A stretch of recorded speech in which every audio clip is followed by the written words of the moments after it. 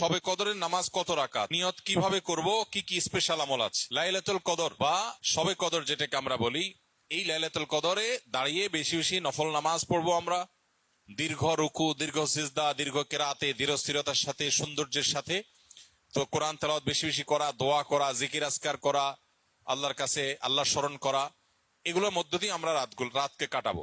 লাইলাতুল কদরে বিশেষ আমল বলতে একটা দোয়াই শুধু হাদিস দ্বারা আমরা জানতে পারি, সেটা হলো নবী করিম সাল্লাল্লাহু আলাইহি সাল্লাম মা আয়েশা রাদিয়াল্লাহু তাআলা আনহাকে শিখিয়েছেন যে লাইলাতুল কদর পেলে তিনি যেন এই দোয়া পড়েন, আল্লাহুম্মা ইন্নাকা আফুউন তুহিব্বুল আফওয়া ফা'ফু আন্নী। আল্লাহ আপনি ক্ষমাশীল, ক্ষমাশীলতাকে আপনি পছন্দ করেন, অতএব আমাকে ক্ষমা করুন। এই দোয়া আমরা বেশি বেশি পড়বো। এর বাইরে লাইলাতুল কদরের বা শবে কদরের আলাদা কোনো নামাজের ফরম্যাট নাই যে এত সংখ্যক রাকাত পড়তে হবে এবং প্রথম রাকাতে অমুক সূরার সাথে অমুক সূরা এতবার, দ্বিতীয় রাকাতে তমুক সূরা এতবার, এরকম কোনো বাধ্যবাধকতা নেই। যে কোনো সূরা দিয়ে অন্য যে কোনো সাধারণ নামাজের মতো করে আমরা লাইলাতুল কদরের নামাজ পড়তে পারি।